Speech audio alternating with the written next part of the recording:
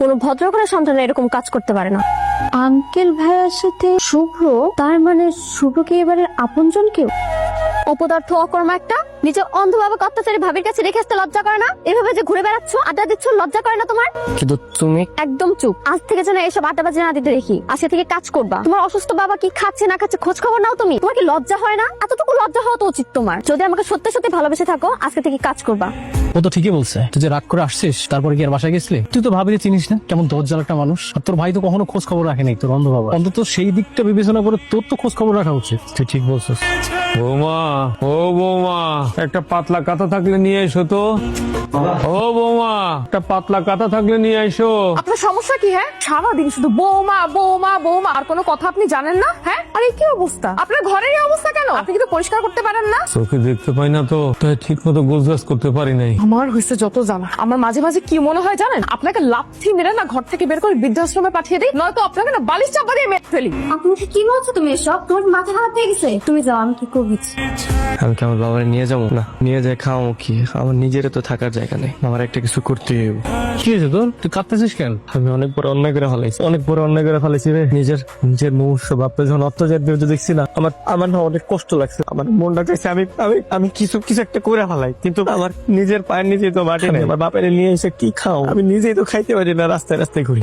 আমার কিছু একটা করতে হবে, কিছু একটা করতে পারে বন্ধু। টাকা পর্যন্ত জন্য কিছু একটা করতে হবে। মায়া ঠিক করতে হবে, রিক্সা চালাবো, যা করা লাগে আমি তাই করবো। আচ্ছা শোন, তুই কোনো টেনশন করিস না। আমার একটা মামাতো ভাইয়ের দোকান আছে, আমার ভাইয়ের সাথে কথা বলে দিব, দরকার হলে তোর একটা ব্যবস্থা করে দিবে। তুই একটু দেখ বন্ধু। ভাইয়া, এই আইশ্যাডো বক্সটা দেখান তো। তুমি এখানে কি করো? আর এটা কার দোকান?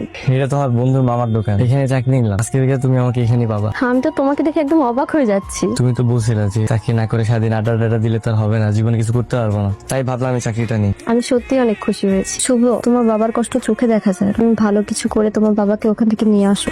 ঠিক আছে, নিয়ে আসবো। তোমাকে আমাদের বাসায় দেখলাম, তুমি কি ভাবির কিছু হও? আমি তোমার ভাবির ছোট বোন। ও আচ্ছা, তার মানে তো তুমি আমার বেহেন চাও। জি বেয়াই। আমার বাবাকে একটু দেখে রাখো। হ্যাঁ মাহমুদ একটু আসতে পারবি বাবা? আঙ্কেল, আপনি একা একা কার সঙ্গে কথা বলছেন? না, একা কেন, এই যে মাহমুদ তো লিখছে। কই, ভাইয়া তো এখানে নেই। নেই মানে?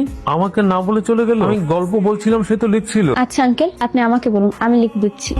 তুমি যেভাবে জিনিসটা ভাবতেছো না, এতটাও সহজ না।